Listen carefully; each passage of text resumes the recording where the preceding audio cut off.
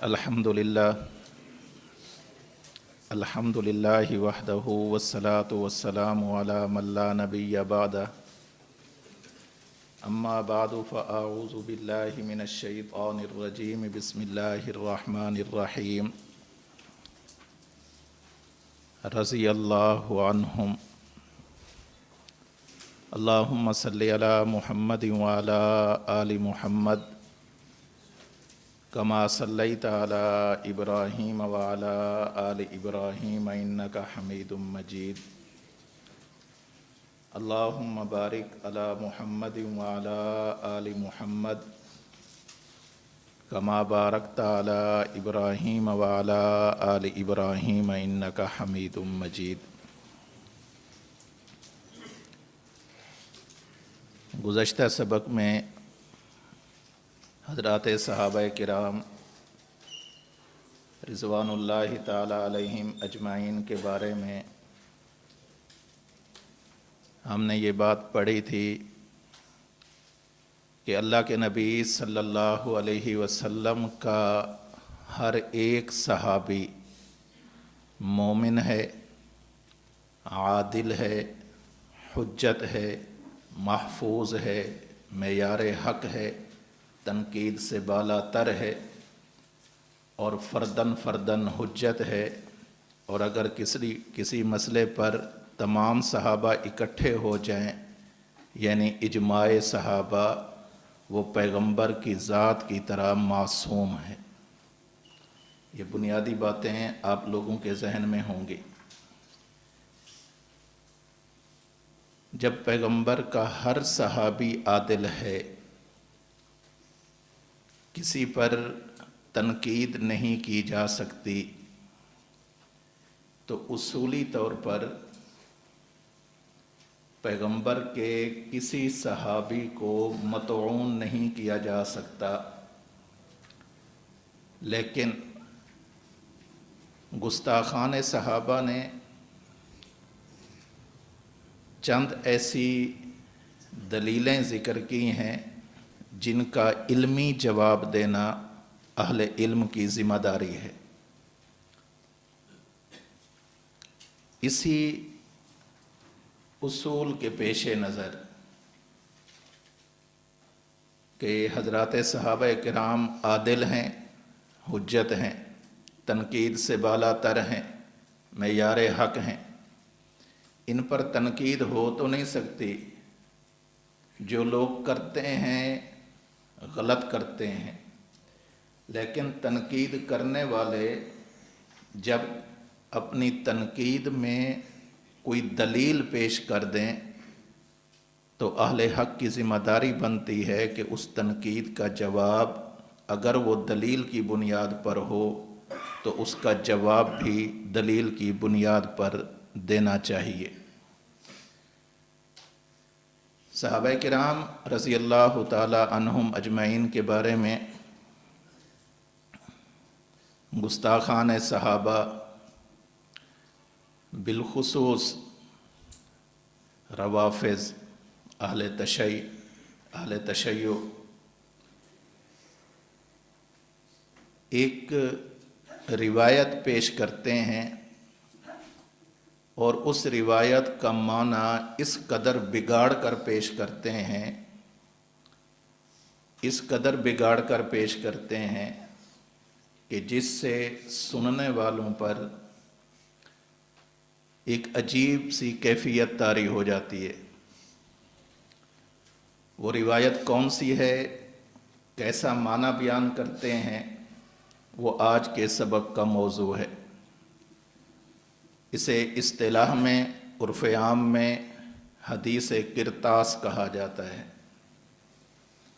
اس کا سادہ سا مفہوم سمجھ لیں کہ حدیث کرتاس کیا چیز ہے۔ اللہ کے رسول صلی اللہ علیہ وسلم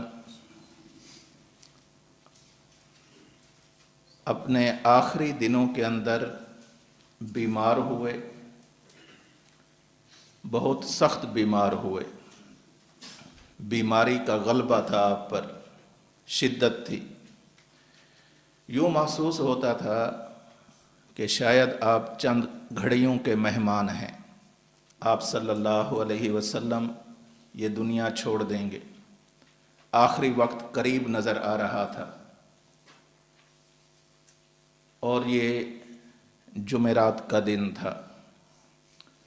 آپ صلی اللہ علیہ وسلم کے گھر میں حضرات صحابہ کرام رضوان اللہ تعالی علیہم اجمعین آپ کی عیادت کے لیے، بیمار پرسی کے لیے، آپ کی صحبت کی برکات کو حاصل کرنے کے لیے حاضر تھے۔ آپ صلی اللہ علیہ وسلم نے فرمایا کہ میرے پاس کچھ لکھنے کے لیے لاؤ، کاغذ لاؤ، قلم لاؤ، میں کچھ لکھ دیتا ہوں۔ اکتب لکم کتاباً، میں ایک ایسی تحریر لکھ دوں گا کہ جس کی وجہ سے تم لوگ گمراہ نہیں ہوگے۔ وہاں پر صحابہ میں سے ایک صحابی نے کہا، یہ بات کی بات ہے کہ ان سے مراد کون ہے، لیکن جو حدیث بخاری ہے وہاں پر نام موجود نہیں ہے۔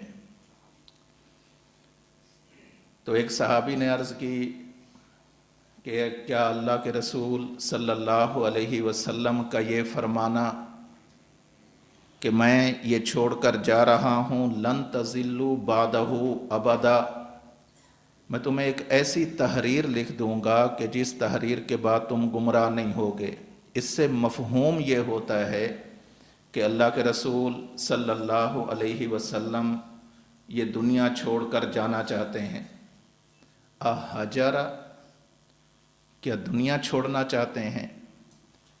آپ نے کاغذ قلم مانگا ہے، کاغذ قلم لانے میں، پھر لکھنے لکھوانے میں ممکن ہے تاخیر ہو جائے، ممکن ہے جتنی بات لکھوانی ہے وہ مکمل بات نہ لکھی جا سکے، اس لیے ایسا کریں، استفہموہ، اللہ کے نبی صلی اللہ علیہ وسلم سے لکھوانے کی بجائے آپ سے زبانی سمجھ لی جائے۔ وہاں پر پھر آپس میں اختلاف رائے ہوا، جو عام حالات سے ہٹ کر ذرا قدر بلند آواز میں ہو گیا۔ تو وہاں پر اتنا بھی، چونکہ بیماری کے ایام تھے، تو قدر بلند آواز سے بھی اللہ کے نبی صلی اللہ علیہ وسلم کو تکلیف پہنچ رہی تھی۔ وہاں پر ایک صحابی موجود تھے جنہوں نے فرمایا، حسبنا کتاب اللہ، اے اللہ کے رسول آپ ہماری وجہ سے پریشان نہ ہوں، آپ نے جو ہمیں قرآن سمجھا دیا ہے، اس قرآن پر عمل کرنے کی وجہ سے ہم لوگ افتراق کا، انتشار کا شکار نہیں ہوں گے۔ ہمیں اللہ کی کتاب کافی ہے جو آپ نے ہمیں سمجھائی ہے۔ دفع دخل مقدر کر رہا ہوں، ہمیں اللہ کی کتاب کافی ہے جو آپ نے ہمیں سمجھائی ہے۔ یہ جو اللہ کے نبی صلی اللہ علیہ وسلم نے صحابہ کو قرآن سمجھایا ہے، اپنے الفاظ میں سمجھایا ہے، اسے کیا کہتے ہیں؟ حدیث کہتے ہیں۔ بس وہ ہمیں کافی ہے، جیسے آپ نے قرآن کی مراد ہمیں سمجھا دی ہے، وہ ہمارے لیے کافی ہے، مزید کسی چیز کی ضرورت نہیں۔ آپ صلی اللہ علیہ وسلم، کچھ لوگ کہنے لگے کہ لانا چاہیے کاغذ قلم، ہو سکتا ہے اللہ کے نبی کچھ لکھ دیں، اور کچھ کہنے لگے کہ نہیں، بس اللہ کی کتاب کافی ہے جو اللہ کے نبی نے ہمیں سمجھا دی ہے۔ آپ صلی اللہ علیہ وسلم نے ارشاد فرمایا، قوموا عنی، مجھے اکیلا چھوڑ دو، آپ حضرات تشریف لے جائیں۔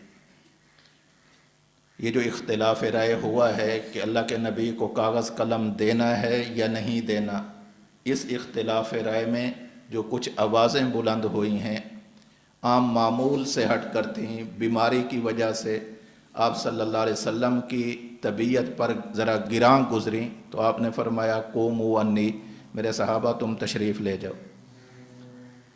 صحابہ اٹھ کر آ گئے، تو اس کے بعد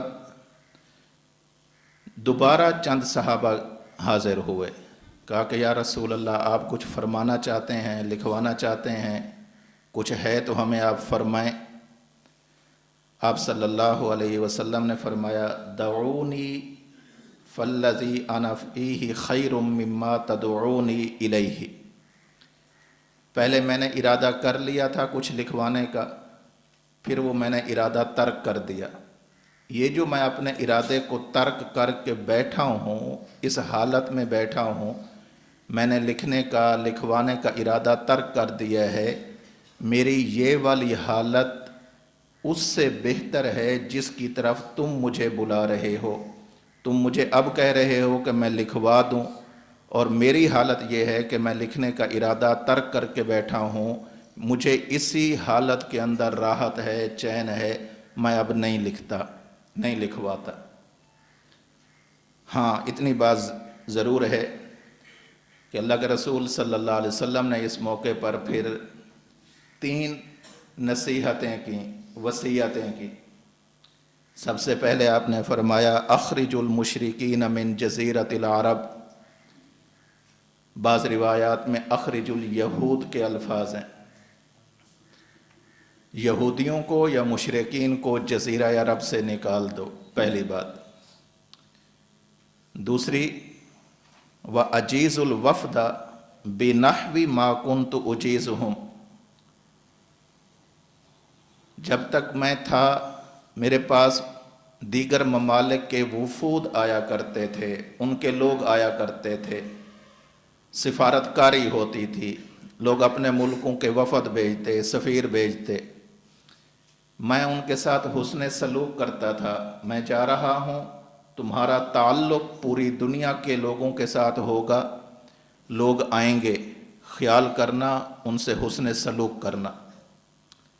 نمبر 3 وَسَكَتَ عَنِ الثَّالِثَةِ أَوْ قَالَ فَنَسِيتُهَا، راوی کہتے ہیں یا تو تیسری بات اللہ کے رسول صلی اللہ علیہ وسلم فرمانے سے خاموش ہو گئے، یا راوی یہ کہتے ہیں کہ پھر ایسا ہے کہ میں بھول گیا ہوں، مجھے اچھی طرح یاد نہیں کہ اللہ کے رسول نے فرمائی ہو اور اب مجھے یاد نہ آ رہی ہو، یا یہ بھی ہو سکتا ہے کہ اللہ کے رسول نے فرمائی ہی نہ ہو۔ یہ ہے حدیث قرطاس کا مختصر سا مفہوم۔ اللہ کے رسول صلی اللہ علیہ وسلم کے زندگی کے آخری دنوں میں آپ پر بیماری آئی، آپ نے فرمایا کاغذ قلم لاؤ، کچھ لکھ کر دیتا ہوں۔ وہاں پر موجود صحابہ کرام میں سے کسی صحابی نے فرمایا حسبنا کتاب اللہ، ہمیں اللہ کی کتاب کافی ہے۔ اس کے بعد پھر دوبارہ حاضر خدمت ہوئے کچھ لوگ اور کہا کہ یا رسول اللہ آپ فرما دیں، تو اللہ کے رسول نے فرمایا کہ اب یہ جو لکھنے لکھانے کا ارادہ ترک کر کے بیٹھا ہوں یہی بہتر ہے لکھوانے سے۔ اس موقع پر پھر 3 نصیحتیں بھی فرمائیں۔ یہ صحیح بخاری میں 6 مقامات پر مختلف الفاظ کے ساتھ مذکور ہے۔ اس حدیث سے روافض یہ کہتے ہیں کہ اصل میں اللہ کے رسول صلی اللہ علیہ وسلم نے جو کاغذ قلم منگوایا تھا اس منگوانے کا مقصد یہ تھا کہ آپ اہل بیت کے فضائل لکھنا چاہتے تھے، اور بالخصوص حضرت علی المرتضیٰ کرم اللہ وجہہ الکریم کی خلافت بلا فصل لکھوانا چاہتے تھے، لیکن اس میں رکاوٹ بن گئے ہیں صحابہ کرام اور بالخصوص حضرت عمر رضی اللہ تعالی عنہ۔ اس سے معلوم یہ ہوتا ہے کہ حضرت عمر رضی اللہ تعالی عنہ اہل بیت کے ساتھ نفرت رکھتے تھے، عداوت رکھتے تھے، دشمنی رکھتے تھے اہل بیت کی، اور بالخصوص حضرت علی المرتضیٰ کرم اللہ وجہہ الکریم کی بارے میں اچھا ذہن نہیں رکھتے تھے۔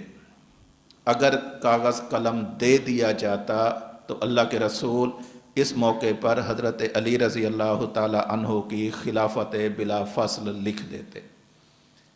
اب حضرت عمر رضی اللہ تعالیٰ عنہ رکاوٹ بنے ہیں، اس کا معنی یہ ہے کہ عمر کے دل میں اہل بیت کی اور بالخصوص حضرت علی المرتضیٰ کی محبت نہیں ہے، اور یہیں سے وہ فساد پیدا ہوا ہے کہ اہل بیت اور صحابہ آپس میں الگ الگ چیزیں ہیں۔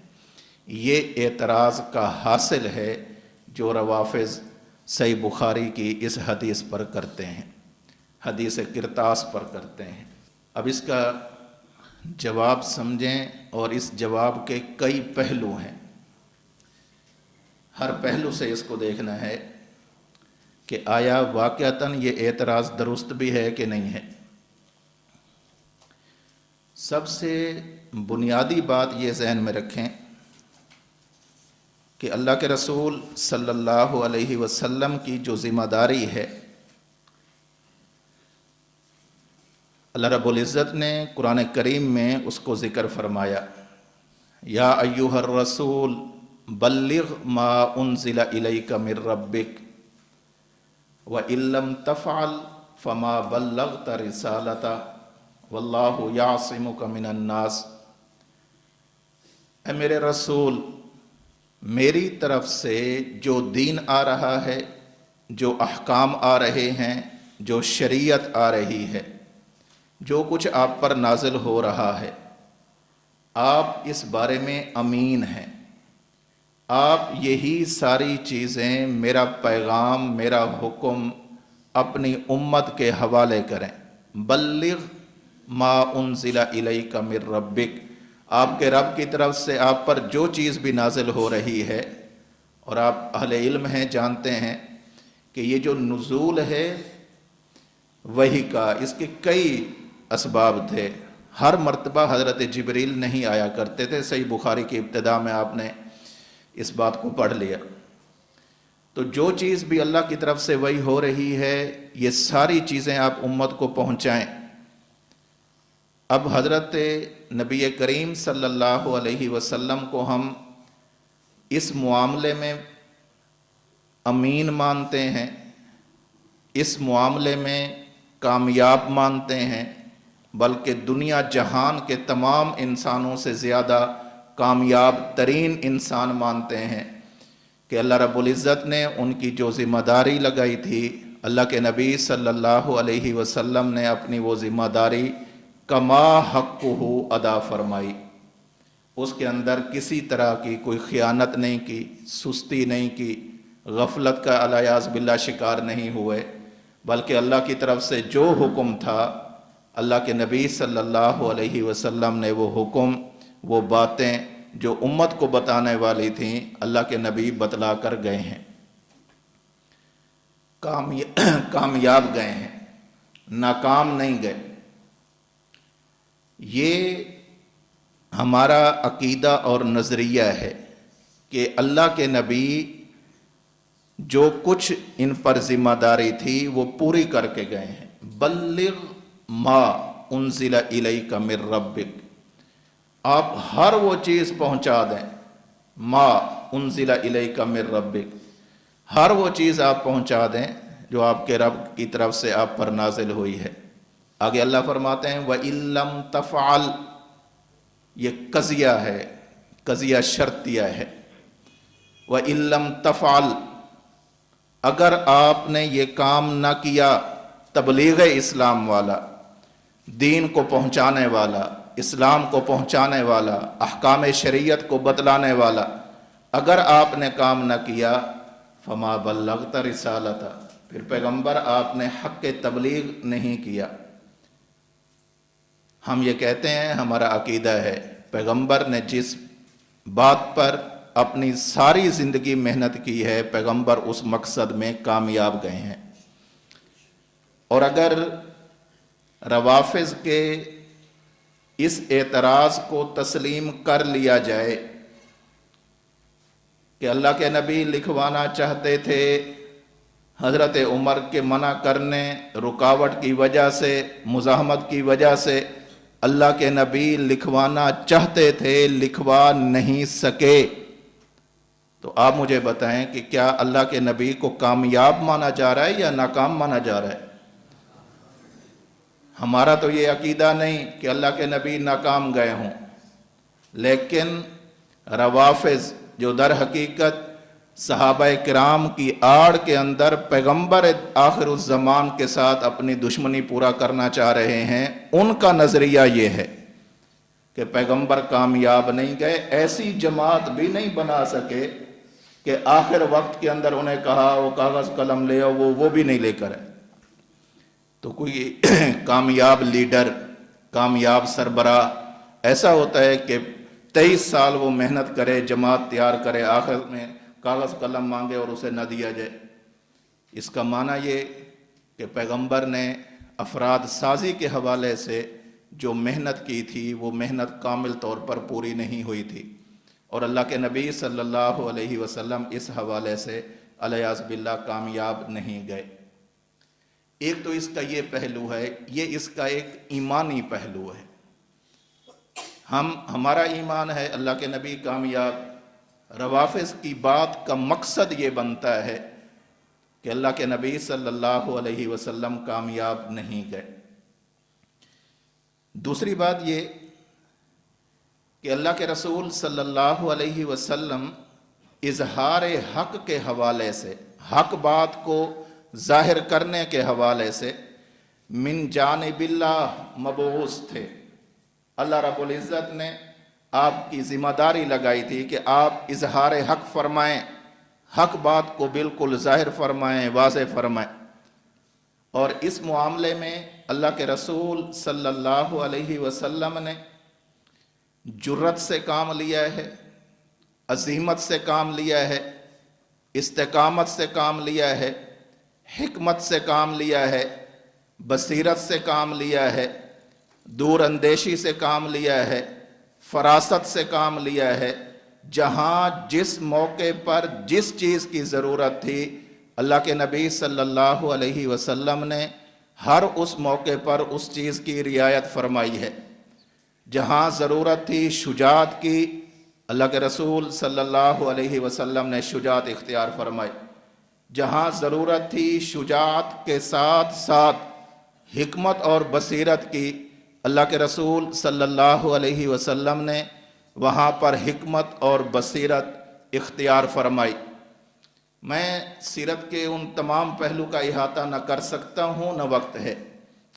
میں اس حوالے سے 4 واقعات، 2 مکی زندگی کے اور 2 مدنی زندگی کے آپ کی خدمت میں پیش کرتا ہوں، جس کا محض مقصد یہ ہے کہ اللہ کے رسول صلی اللہ علیہ وسلم بے حد دلیر تھے، شجاع تھے، جواں مردی تھی۔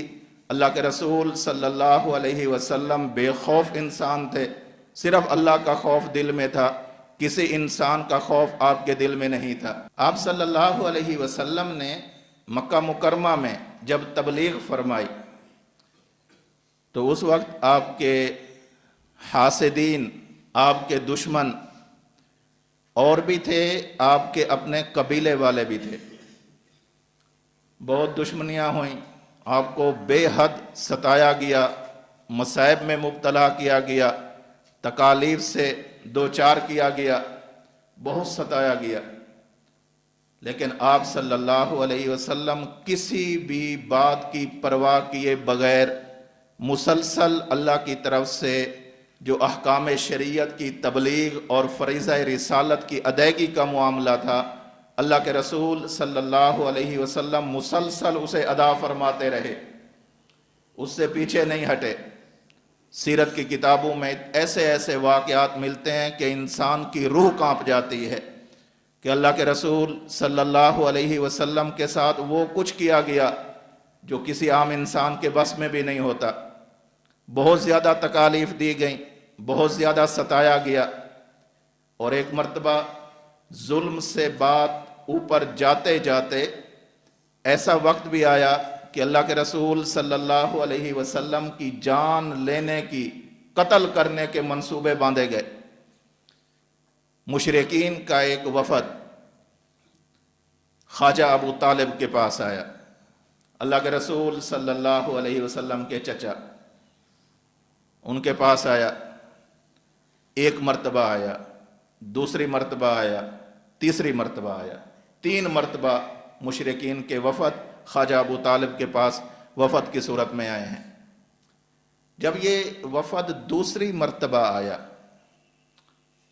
السیرۃ النبویہ امام ابن ہشام رحمۃ اللہ علیہ نے لکھا ہے، جب یہ وفد آیا تو انہوں نے کہا کہ خواجہ صاحب دیکھیں، ہم آپ کا لحاظ کرتے ہیں، آپ کا بھتیجا ہے، آپ اس کی کفالت کر رہے ہیں، سمجھائیں اپنے بھتیجے کو، اس نے اپنی عبادت کرنی ہے، جو اس کی مرضی ہے کرے، لیکن ہمارے بتوں کو برا بھلا نہ کہے، اور اگر اس نے یہ اپنا سلسلہ بند نہ کیا آپ کے بھتیجے نے تو مجبوراً ہمیں پھر قتل کرنا پڑے گا، پھر ہم آپ کا بھی لحاظ نہیں رکھیں گے، آپ ہمارے سردار ہیں، بڑے ہیں، ہم آپ کو متنبع کرنے آئے ہیں۔ اللہ کے رسول صلی اللہ علیہ وسلم کے ساتھ خواجہ ابو طالب کو بے حد محبت تھی، بلایا اور کہا کہ بھتیجے، میرے پاس مشرکین کا وفد آیا ہے، ایسی ایسی باتیں کہہ کر گیا ہے، اور دوسرے لفظوں میں قتل کی دھمکی دے کر گیا ہے، میں بوڑھا ہو گیا ہوں، میں یہ بوجھ نہیں اٹھا سکتا، اور تم بھی اپنی جان پر رحم کرو، بس اپنی عبادت کر لیا کرو، ان کے بتوں کو غلط کہنے کا کیا معنی، تم بھی ذرا خیال کرو، اور آئندہ میں اس طرح کا بوجھ برداشت نہیں کر سکتا۔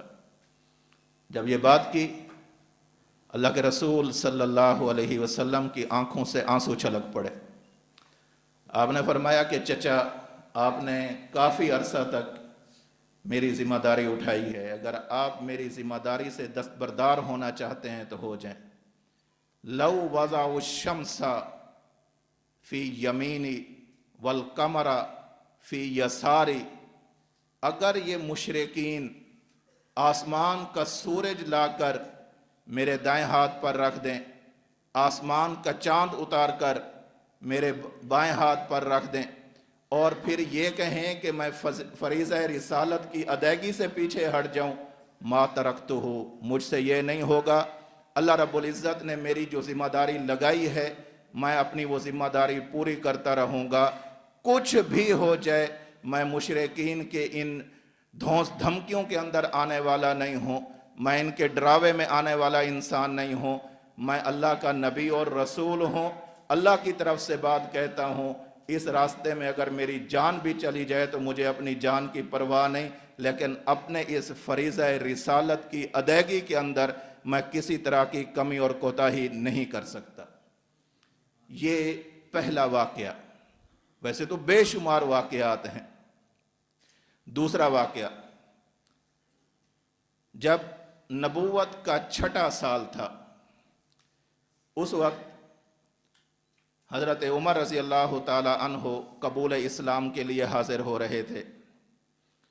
پہلے اپنی ہمشیرہ کے گھر گئے، اسے مارا پیٹا، پھر وہاں سے سورہ طٰہٰ کی چند آیات کی تلاوت سنی، اور اللہ کے رسول صلی اللہ علیہ وسلم کو علیاذ باللہ قتل کرنے کے لیے شمشیر بدست ہو کر، آپ کی آنکھیں شعلہ بار تھیں، نہایت غصے کے اندر نکلے ہوئے، اور عمر جیسا جری انسان تھا، تلوار، ننگی تلوار لیے ہوئے، یہ کہتے ہوئے مکے کی گلیوں میں آ رہے تھے کہ الیاذ باللہ ثم الیاذ باللہ، آج میں محمد کو باقی نہیں چھوڑوں گا۔ دار ارقم کے اندر اللہ کے رسول صلی اللہ علیہ وسلم تشریف فرما تھے۔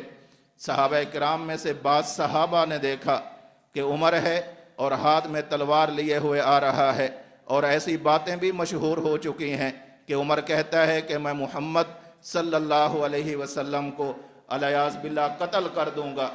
جب یہ عالم تھا، صحابہ کرام اللہ کے رسول صلی اللہ علیہ وسلم کی محبت کی وجہ سے پریشان ہوئے، کہیں ایسا نہ ہو عمر آئے اور اللہ کے نبی کو قتل کر دے، اس وجہ سے پریشان تھے۔ صحابہ کرام کی پریشانی کو دیکھ کر اللہ کے رسول صلی اللہ علیہ وسلم نے فرمایا، میرے صحابہ تم چند لوگ ہو، ڈرتے کس لیے ہو؟ اگر عمر اچھے ارادے سے آ رہا ہے تو چشم ما روشن دل ما شاد، اور اگر عمر کسی برے ارادے کے ساتھ آ رہا ہے تلوار بھی عمر کی ہوگی اور گردن بھی عمر کی ہوگی۔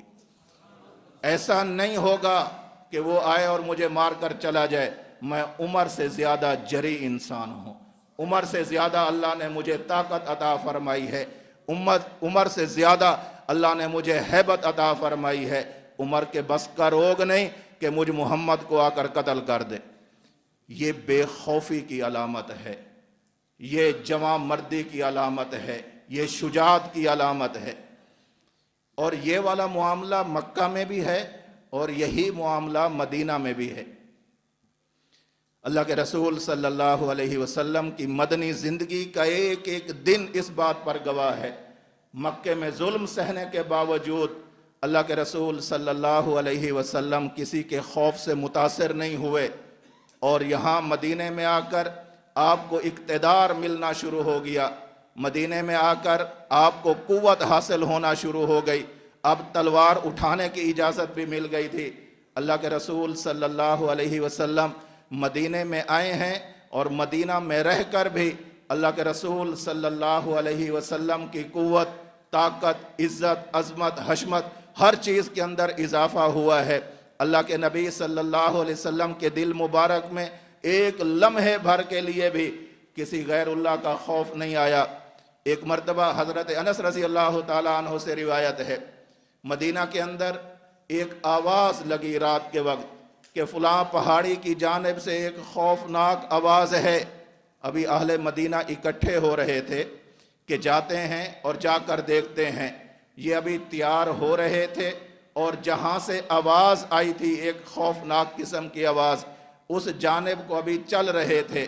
جب یہ جا رہے ہیں تو انہیں ایک شخص واپس آتا ہوا ملا، یہ جناب محمد الرسول اللہ صلی اللہ علیہ وسلم کی ذات اقدس تھی۔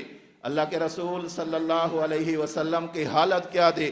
ننگی پیٹھ پر سوار تھے، گھوڑے کی ننگی پیٹھ پر، اس کے اوپر کوئی زین کسی ہوئی نہیں، اور آپ نے تلوار لٹکائی ہوئی ہے، اور آتے ہی آپ نے فرمایا لن تراعو لن تراعو، گھبرانے کی کوئی ضرورت نہیں، میں ساری چیزیں دیکھ کر آ رہا ہوں، کوئی خطرے والی بات نہیں ہے۔ ابھی اہل مدینہ سوچ رہے ہیں کہ ہم خطرے سے کیسے نمٹیں، اور اللہ کے رسول صلی اللہ علیہ وسلم تنے تنہا اور ننگی پیٹھ پر سوار ہو کر گھوڑے کی آپ صلی اللہ علیہ وسلم وہاں سے واپس آ رہے ہیں۔ یہ بات بتلاتی ہے کہ حضرت اللہ کے نبی صلی اللہ علیہ وسلم کے دل مبارک میں غیر اللہ کا خوف نہیں تھا، خوف تھا تو صرف اللہ کی ذات کا تھا۔ چوتھا واقعہ حضرت برا بن عازب رضی اللہ تعالیٰ عنہ سے صحیحین میں موجود ہے۔ غزوہ حنین کا موقع، حنین، طائف، تبوک، بہت سخت مارکے، بہت سخت مارکے۔ اللہ کے رسول صلی اللہ علیہ وسلم تشریف لے جا رہے ہیں۔ حضرت ابو سفیان بن حارث رضی اللہ تعالیٰ عنہ نے آپ کے خچر کی لگام کو تھاما ہوا ہے اور لا رہے ہیں، اور ایک وقت ایسا آیا لما غشیہ المشرکون، چاروں اطراف سے مشرکین نے اللہ کے رسول صلی اللہ علیہ وسلم کا گھیراؤ کر لیا۔ یہ وہ وقت ہوتا ہے کہ بڑے بڑوں کا پیتا پانی ہو جاتا ہے۔ غشیہ المشرکون، چاروں اطراف سے مشرکین نے گھیر لیا۔ نازلہ، اللہ کے رسول سواری سے نیچے اترے اور فرمایا انا النبی لا کذب انا ابن عبد المطلب، کسی غلط فہمی میں نہ رہنا کہ محمد کو ہم نے تنہا پا لیا ہے، میں نبی ہوں، برحق نبی ہوں، اللہ کا سچا نبی ہوں، اس میں کوئی دوسری رائے نہیں ہے، اس معاملے میں میں جھوٹا نہیں ہوں، انا ابن عبد المطلب۔ اور یہ بھی یاد رکھنا میری رگوں کے اندر قریشی خون گردش کرتا ہے، میں تم سے ڈرنے والا نہیں ہوں۔ اور حضرت برا بن عازب رضی اللہ تعالیٰ عنہ فرماتے ہیں اس دن اللہ کے رسول صلی اللہ علیہ وسلم سے زیادہ شجاع، دلیر، بہادر کوئی اور شخص ہمیں نظر نہ آیا کہ جب آپ مشرکین کے گھیراؤ کے اندر آ گئے، مشرکین نے ہر طرف سے آپ کا احاطہ کر لیا تھا، اس وقت بھی آپ کے پائے ثبات کے اندر کوئی لغزش نہیں آئی، اس وقت بھی آپ کا موقف وہی تھا۔ آپ نے فرمایا انا النبی لا کذب، میں نے جو دعوی نبوت کیا تھا میں اس سے دستبردار ہونے کے لیے تیار نہیں۔ انا ابن عبد المطلب، تمہیں اگر اپنی ان تلواروں پر ناز ہے تو کسی گھمنڈ میں نہ رہنا، فخر میں نہ رہنا، غرور میں نہ رہنا۔ میں بھی قریشی خاندان کا انسان ہوں، تمہارا تیا پانچا کر کے رکھ دوں گا، تمہیں ملیا میٹ کر کے رکھ دوں گا اگر تم میں سے کسی نے مجھے ہاتھ بھی لگایا تو۔ یہ باتیں بتلاتی ہیں، یہ حقائق بتلاتے ہیں کہ اللہ کے رسول صلی اللہ علیہ وسلم کسی سے متاثر ہونے والے نہیں تھے۔ جب عمر آ رہا ہے ہاتھ میں تلوار تھی، اس وقت نہیں گھبرائے، تعداد بھی تھوڑی تھی، اس وقت نہیں گھبرائے۔ اب تو عمر مسلمان ہو چکا ہے، اب تو خادم بن چکا ہے، اب کیسے گھبرائیں گے؟ الیاذ باللہ یہ تاثر دیا جا رہا ہے کہ حضرت عمر نے بات کی، تمام صحابہ بھی خاموش ہو گئے، اور خود اللہ کے رسول نے بھی اپنا موقف بدل دیا۔ لکھوانا تو چاہتے تھے خلافت بلا فصل علی، لیکن عمر کے خوف کی وجہ سے نہ لکھوا سکے۔ اس میں آپ عمر کے زیادتی کو ثابت کر رہے ہیں کہ نبی کی بزدلی کو ثابت کر رہے ہیں؟ اس سے تو ثابت ہوتا ہے کہ الیاذ باللہ عمر کے پاس ایسی طاقت تھی جس سے نبی خوف زدہ رہتا تھا۔ نبی تو اس وقت خوف زدہ نہیں ہوا جب عمر کے ہاتھ میں تلوار تھی۔ اللہ کے رسول نے فرمایا گھبرانے کی کوئی ضرورت نہیں، عمر آ رہا ہے تو کیا ہو گیا، دیکھ لیں گے۔ جو بدر میں، احد میں، حنین میں، تبوک میں، احزاب میں، بنو قریظہ میں، خیبر میں، ان تمام جنگوں کے اندر اور فتح مکہ کے موقع پر اللہ کے رسول صلی اللہ علیہ وسلم ایسے جا رہے ہیں اور ہزاروں کا مجمع آپ کے ساتھ ہے، آپ فاتح بن کر آئے ہیں اس وقت کہ جس وقت اسلام دشمن طاقتیں متحد ہو کر اللہ کے رسول صلی اللہ علیہ وسلم کو مٹانا چاہتی تھی اور اس شمع رسالت کو گل کرنا چاہتی تھی۔ اس وقت اللہ کے رسول نے کسی کی ملامت کی پرواہ نہیں کی، کسی سے متاثر نہیں ہوئے، خوف زدہ نہیں ہوئے، اور اپنی جو اظہار حق کی ڈیوٹی تھی اس کے اندر کسی قسم کی کوئی کمی اور کوتاہی نہیں کی۔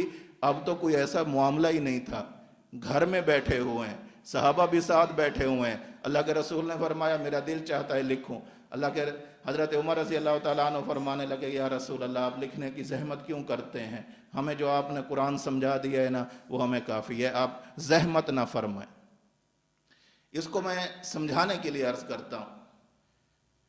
ایک استاد ہے، وہ کوئی مسئلہ سمجھاتا ہے اپنے طالب علموں کو، اور مسئلہ بھی ایسا سمجھاتا ہے کہ ایک دن نہیں، 2 دن نہیں، 20 سال سمجھاتا ہے، 23 سال سمجھاتا ہے۔ 23 سال سمجھانے کے بعد کہتا ہے اچھا اب ایسا کرو کوئی چیز لے آؤ، میں تمہیں کوئی اور چیز بھی لکھ دوں۔ وہ کہتے ہیں یا استاد جی آپ نے اتنی بات سمجھا دی ہے، مزید لکھنے کی ضرورت ہی کیا ہے؟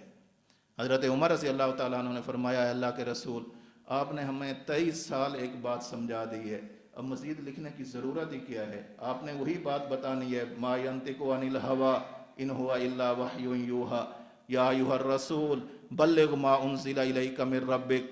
آپ نے وہی باتیں بتانی ہیں جو اللہ کی طرف سے ہوں گی۔ اللہ کی طرف سے جو باتیں ہیں وہ قرآن کی صورت میں آپ ہمیں سمجھا چکے ہیں، مزید لکھنے کی زحمت نہ کریں۔ یہ بے ادبی نہیں، ادب کا اعلیٰ مقام ہے، اعلیٰ مقام۔ اور رہی بات حضرت عمر رضی اللہ تعالی عنہ کی، حضرت عمر رضی اللہ تعالی عنہ اللہ کے رسول صلی اللہ علیہ وسلم کی خدمت اقدس میں جب حاضر ہوتے تو اپنی آراء جو اجتہاد پر مبنی ہوتی اللہ کے رسول صلی اللہ علیہ وسلم کی خدمت میں عرض کرتے تھے۔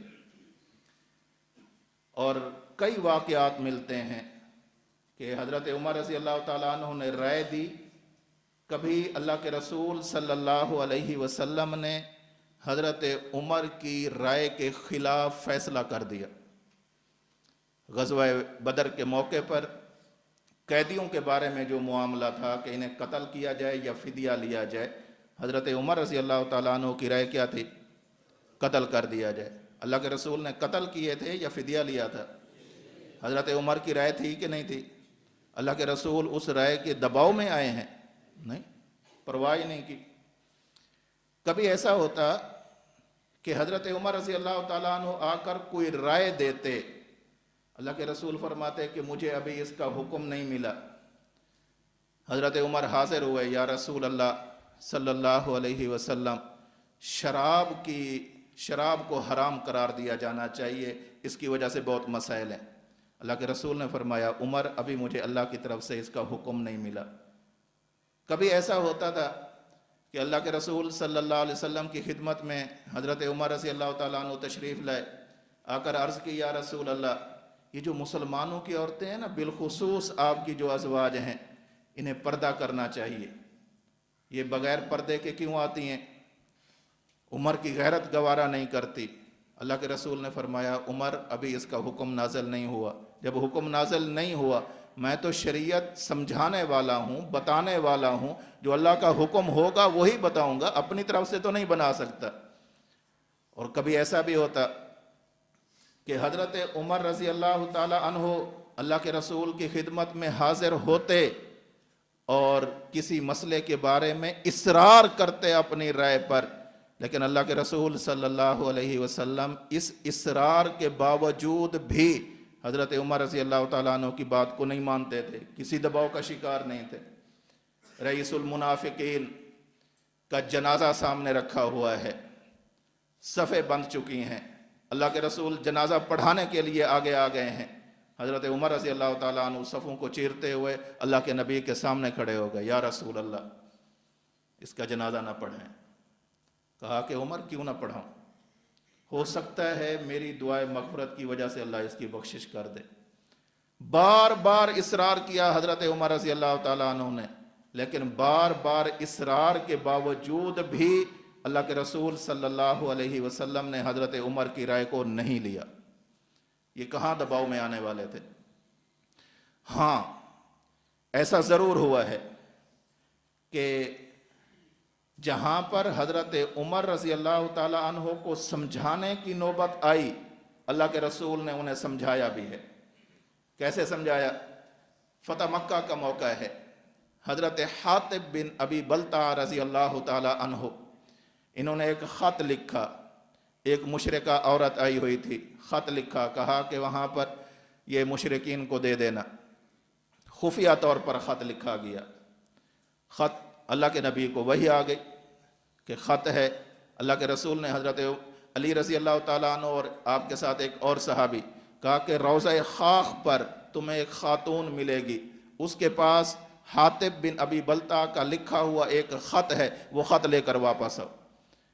اللہ کے نبی تیاری کر رہے تھے فتح مکہ کی، اور خفیہ طور پر کر رہے تھے کہ مشرکین کو پتہ نہ چلے، اور خط میں یہ لکھ دیا گیا تھا کہ اللہ کے رسول تیاری کر کے تمہارے مقابلے میں آ رہے ہیں۔ خط لایا گیا، میں بالکل مختصر کر رہا ہوں، خط لایا گیا، اللہ کے رسول نے دیکھا، حضرت حاطب سے پوچھا کیا معاملہ ہے؟ کہا یا رسول اللہ، میرے معاملے میں جلدی نہ فرمائیں، میری پوری بات سن لیں، اگر پھر بھی آپ کو میں مجرم نظر آؤں، میرا سر حاضر ہے۔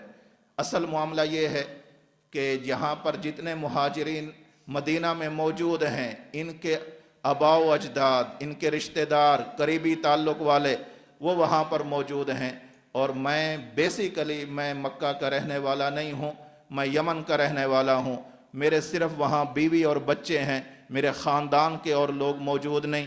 میں نے یہ خط لکھا ہے مشرکین کو، اس احسان کی وجہ سے وہ میرے بچوں کو چھوڑ دیں گے، میرے گھر والوں کو چھوڑ دیں گے، باقی مہاجرین کے گھر والوں کو ان کے رشتہ دار بچا لیں گے، اور میرے اس احسان کی وجہ سے میرے بیوی اور بچے بچ جائیں گے۔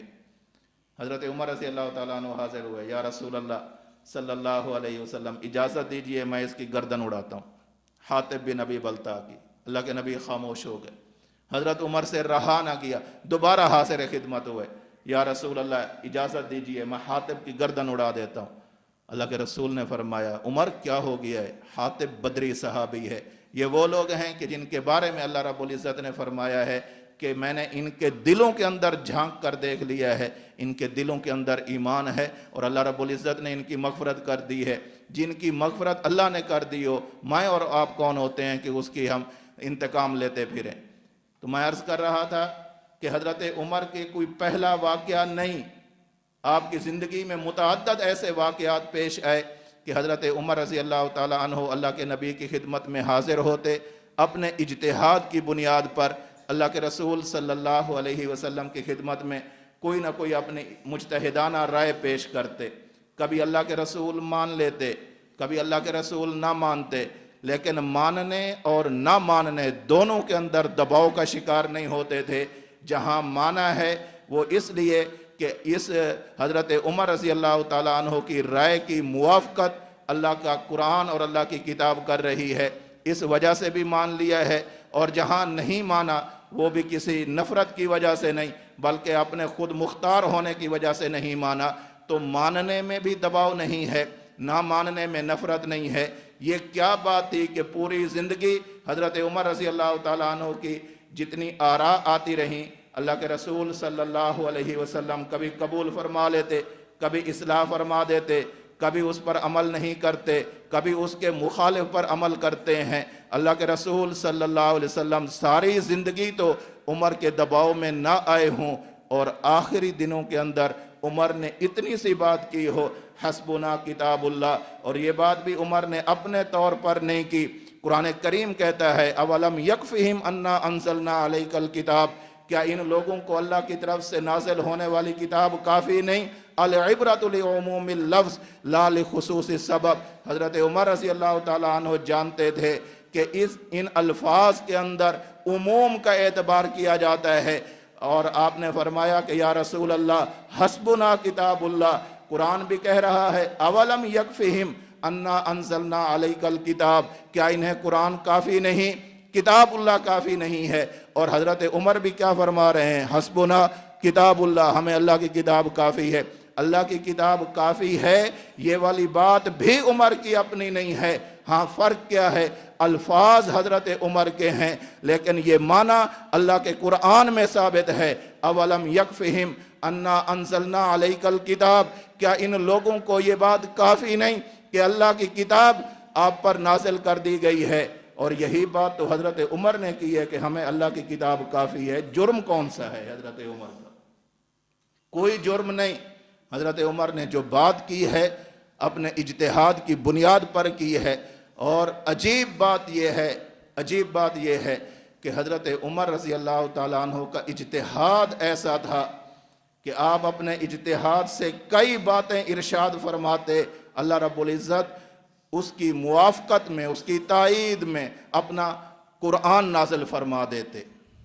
کتنی ایسی باتیں ہیں جنہیں موافقات عمر سے تعبیر کیا جاتا ہے۔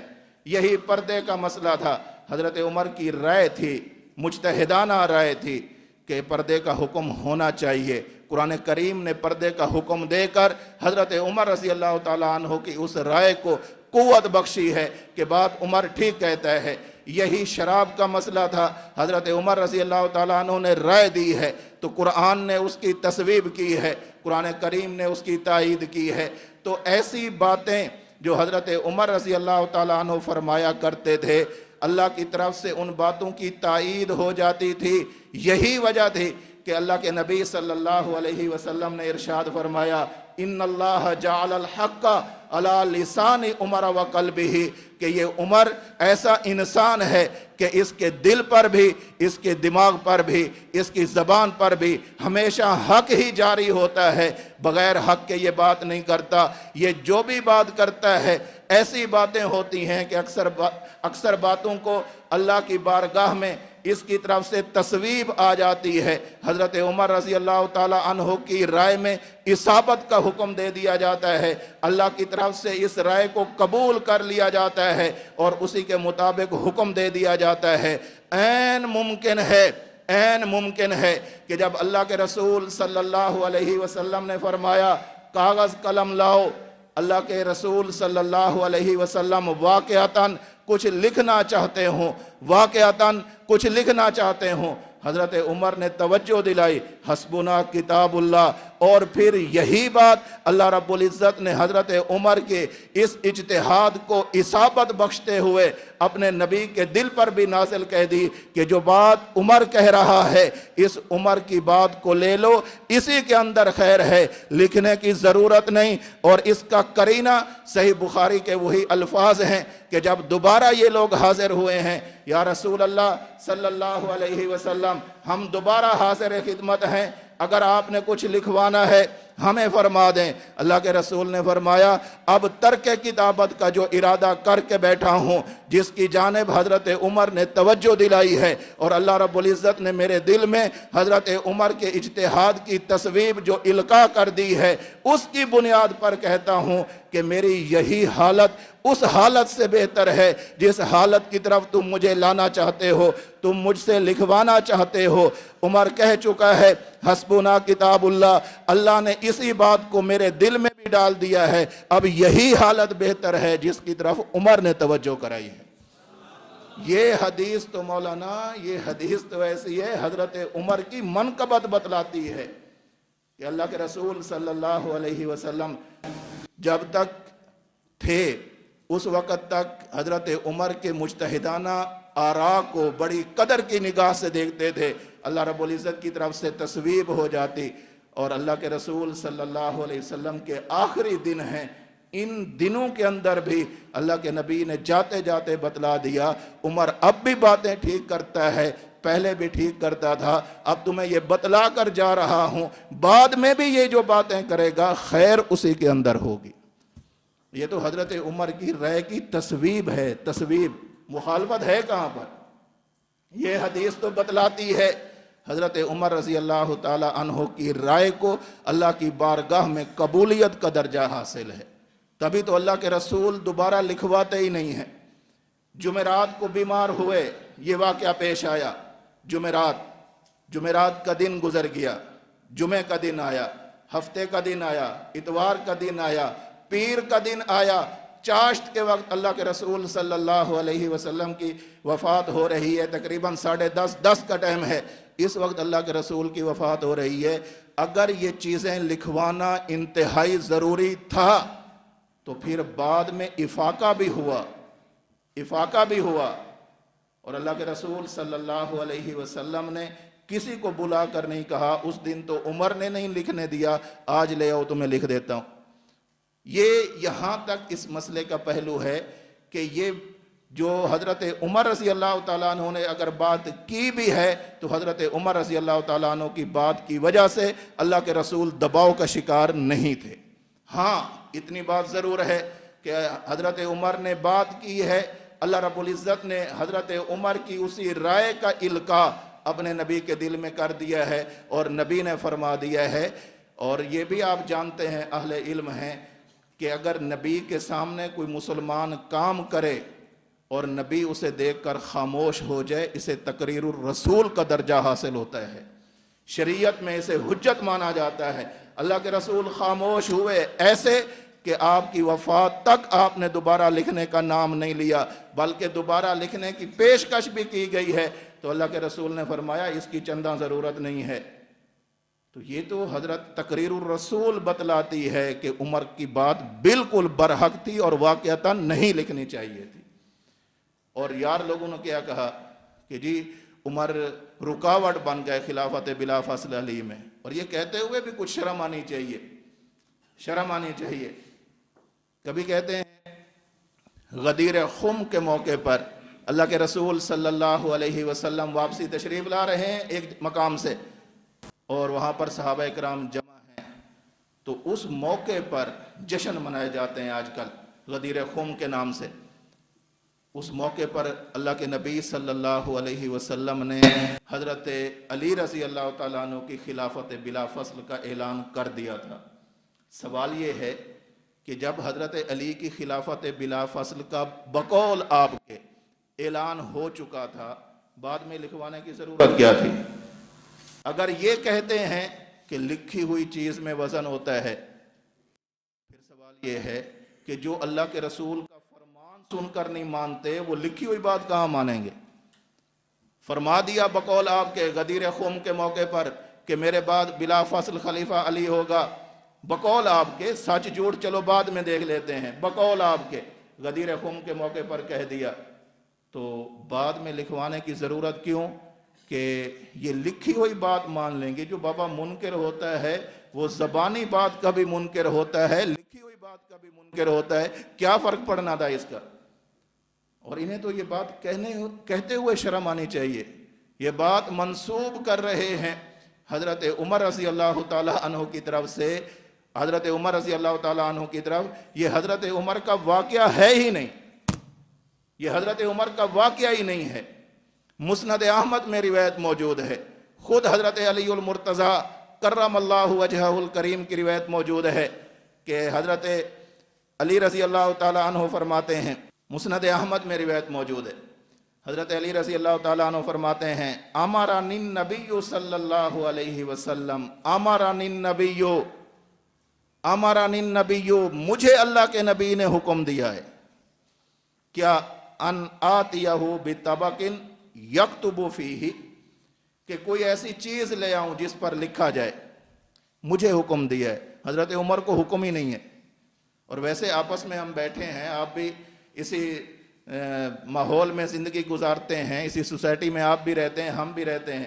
جب بندے کا وقت رخصت ہوتا ہے، بندہ فوت ہو رہا ہوتا ہے، اس وقت وہ اپنے گھر میں موجود ہو اور جو بات کہے، اس کا اولین مصداق کون لوگ ہوتے ہیں، مخاطب کون لوگ ہوتے ہیں؟ اپنے گھر والے ہوتے ہیں یا جو باہر سے آئے ہوئے ہیں؟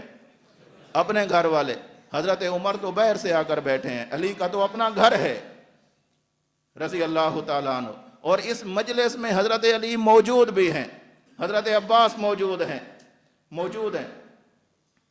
حضرت فاطمہ موجود ہیں رضی اللہ عنہا۔ جب اللہ کے رسول نے فرمایا کہ میرے لیے کاغذ قلم لے آؤ، یہ ذمہ داری باہر والوں کی بنتی تھی کہ اپنے گھروں سے جا کر لے آئیں، یا اپنے گھر والوں کی بنتی تھی کہ اٹھا کر دے دیں؟ اپنے گھر والوں کی۔ تو مخاطب بن کون رہے ہیں؟ اہل بیت۔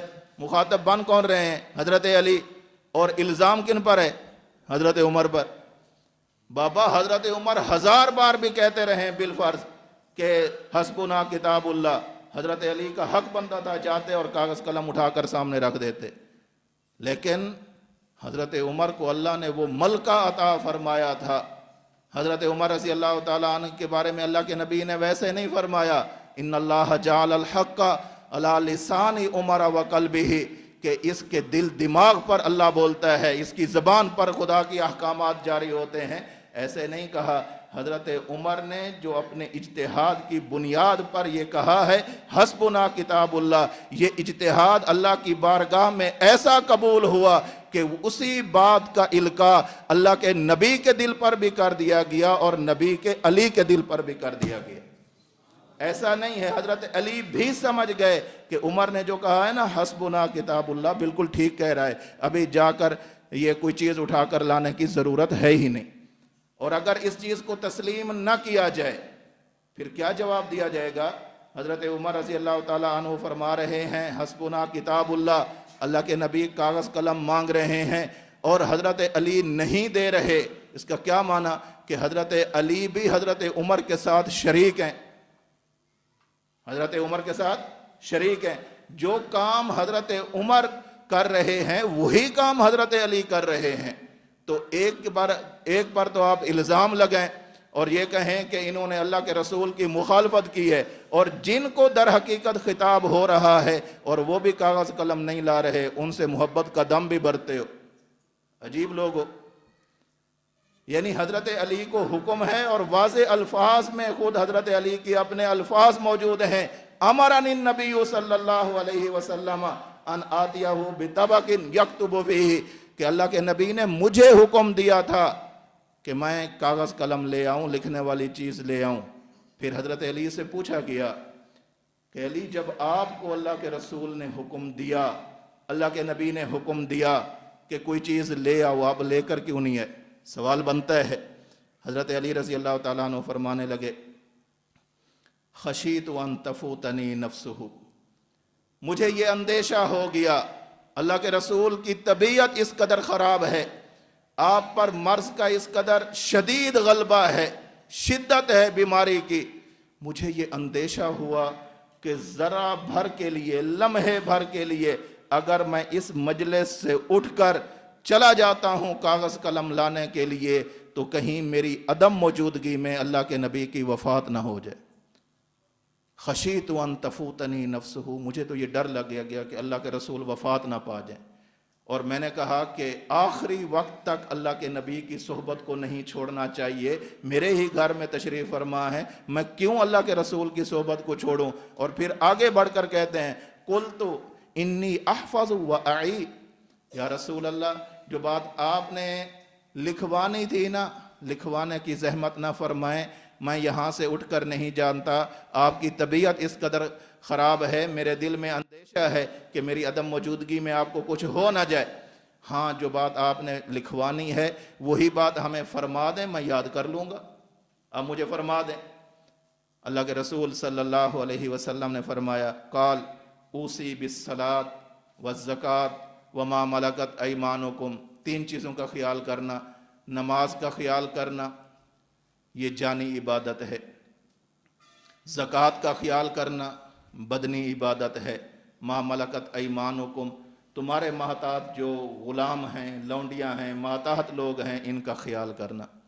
خلافت کی تو بات ہی نہیں ہو رہی، خود حضرت علی فرما رہے ہیں خلافت والی بات ہے ہی نہیں۔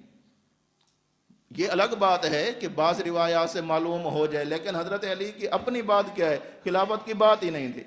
اور کون سی بات ہے کہ میں خود حاضر ہوا، میں نے کہا قلت انی احفظ و اعی، آپ فرمائیں میں اسے یاد بھی کروں گا، زبانی یاد بھی کروں گا، اور مضبوط حافظے کے اندر محفوظ بھی رکھوں گا۔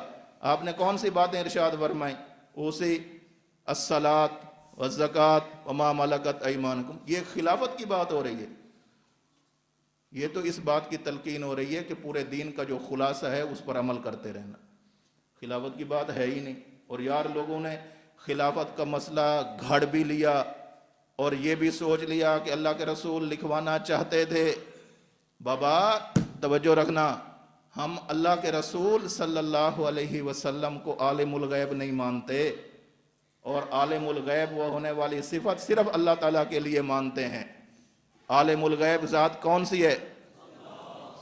رب بلند آواز سے کہہ دیں، کہہ دیں خانقاہ میں بیٹھے ہیں، اللہ، ہم عالم الغیب ذات اللہ کو مانتے ہیں،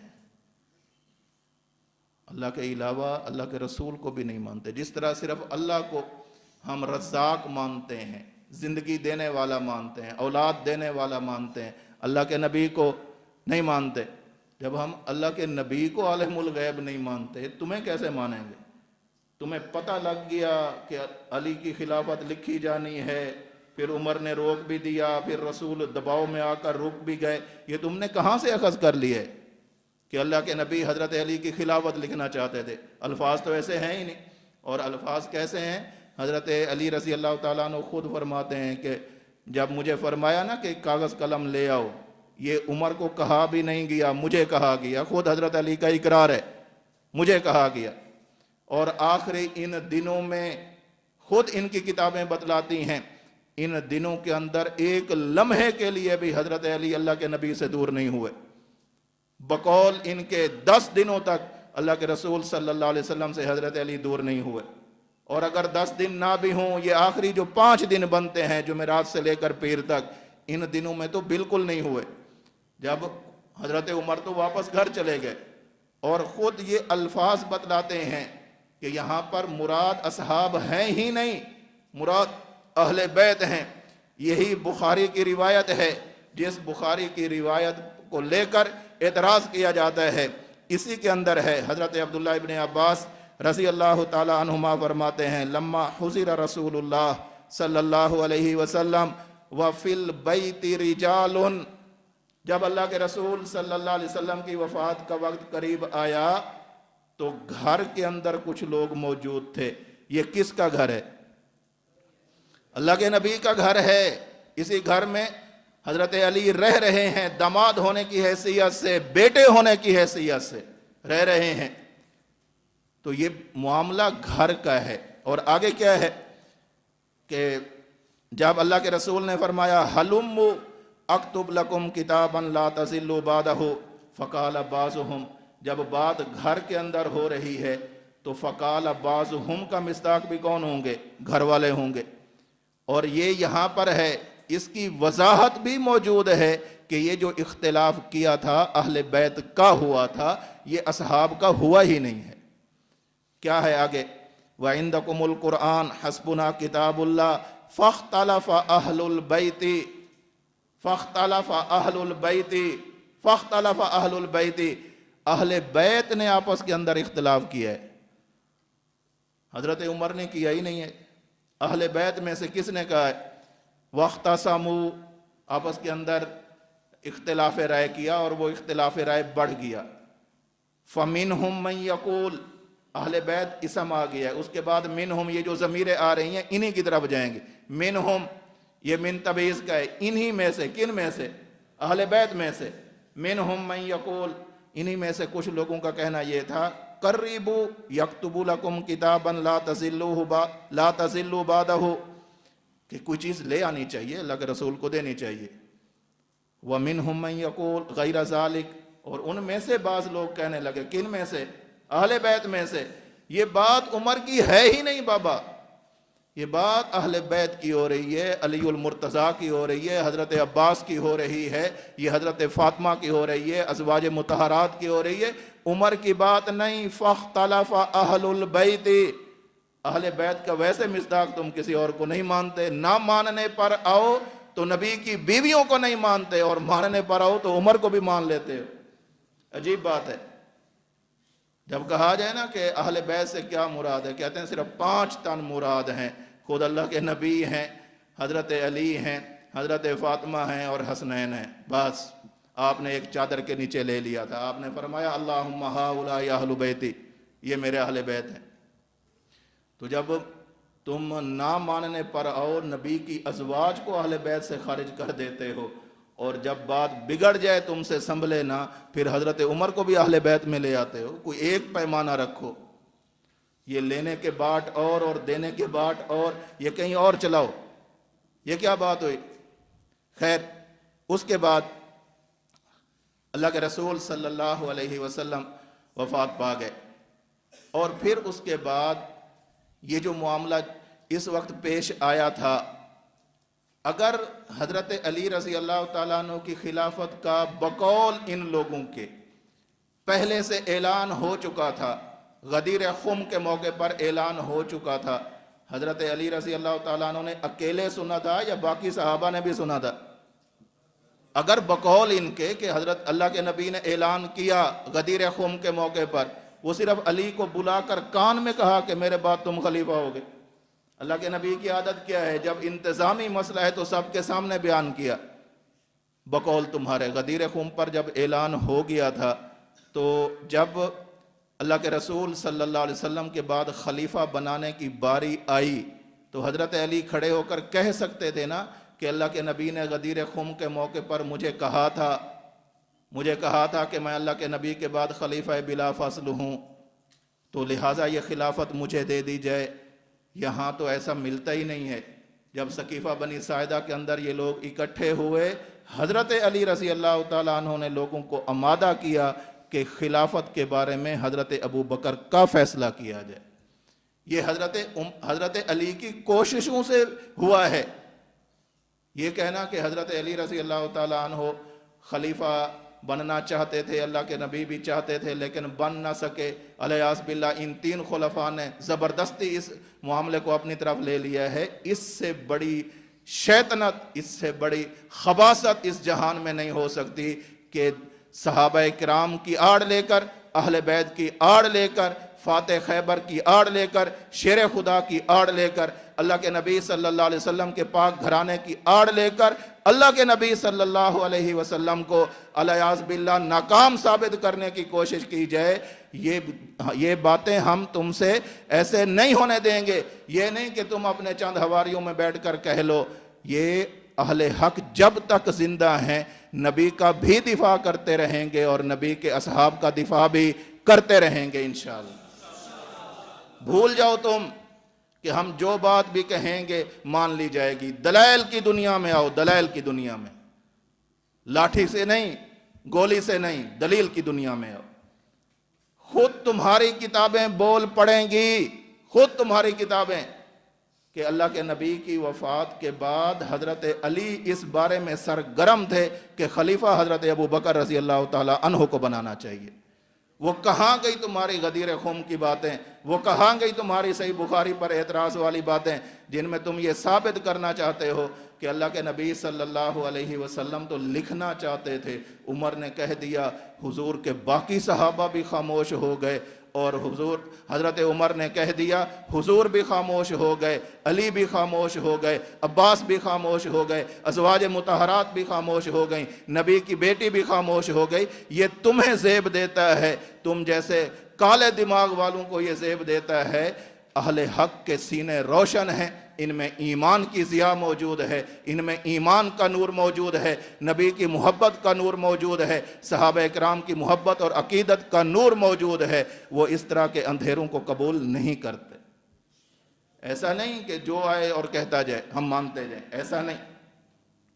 اور پھر اگر یہ بات تسلیم کر لی جائے کہ حضرت عمر رضی اللہ تعالیٰ عنہ نے ایسا کہہ دیا، آپ مجھے بتلائیں حضرت عمر رضی اللہ تعالیٰ عنہ کی بات کی وجہ سے صدیق بھی خاموش ہے، حضرت عمر کی بات سے عثمان بھی خاموش ہے، علی بھی خاموش ہے، صحابہ کرام بھی خاموش ہیں، خود اللہ کے رسول بھی خاموش ہیں۔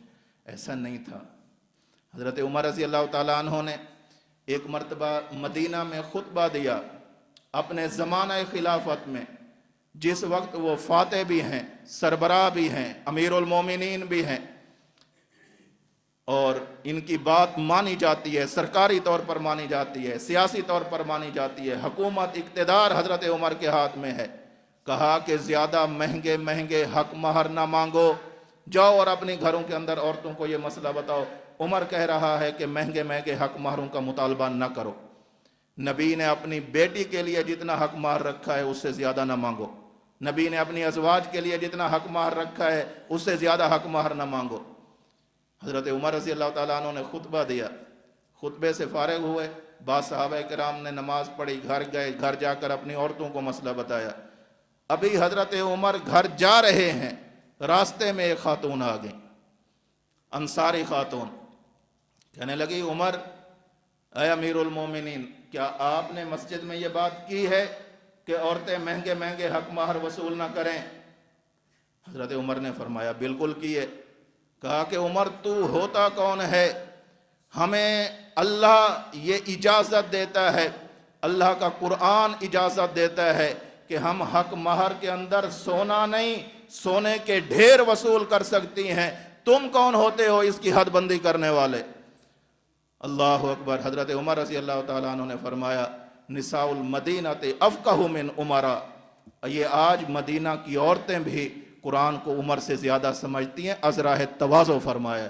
اور صرف اتنی بات نہیں، واپس پلٹے، مسجد میں گئے، منادی سے کہا کہ لوگوں کو بلاؤ، واپس لوگ آئے۔ حضرت عمر رضی اللہ تعالیٰ عنہ نے ان سب کے سامنے برملا اعتراف کیا کہ عمر نے جو پہلی بات کی تھی عمر اس سے رجوع کرتا ہے، بات وہی ٹھیک ہے جو کتاب اللہ کے اندر لکھی ہوئی ہے۔ عمر سے تو عورتیں نہیں ڈر رہی بابا دینی معاملات میں، اشداء علی الکفار کی بات ہے۔ عمر سے ڈرتا ہے، کفر ڈرتا ہے، ڈرتا کیا، تھر تھر کانپتا ہے، لرزتا ہے۔ اہل ایمان تو کھلی بات کہتے ہیں۔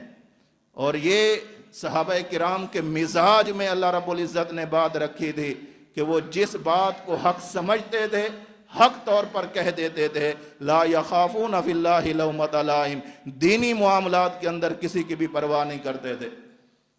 یہی حضرت عمر ہیں، ان کے جسم پر مال غنیمت آیا، چادریں آ گئی، دو خطبہ دے رہے ہیں، ایک صحابی کھڑے ہو گئے، امیر المومنین، جتنی مال غنیمت کے اندر چادریں آئی ہیں وہ چادریں چھوٹی تھیں، ان سے لباس نہیں بن سکتا، آپ نے مال غنیمت والی چادر سے اپنا لباس کیسے بنا لیا ہے؟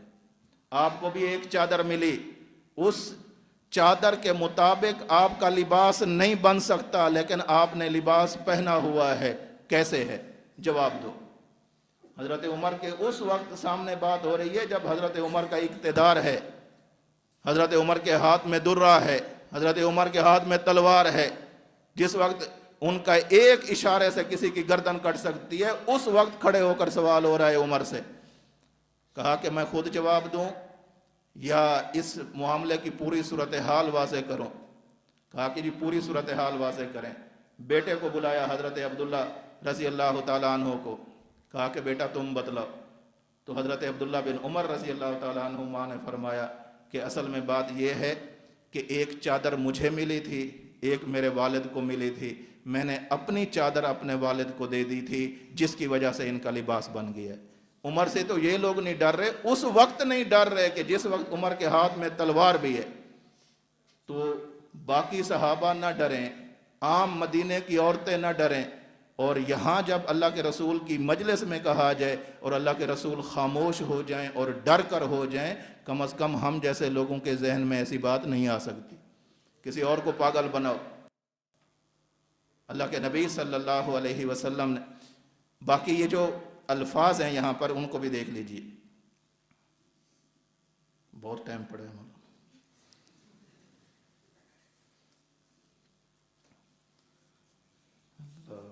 یہ الفاظ ہیں جو صحیح بخاری میں، انہیں دیکھ لیں۔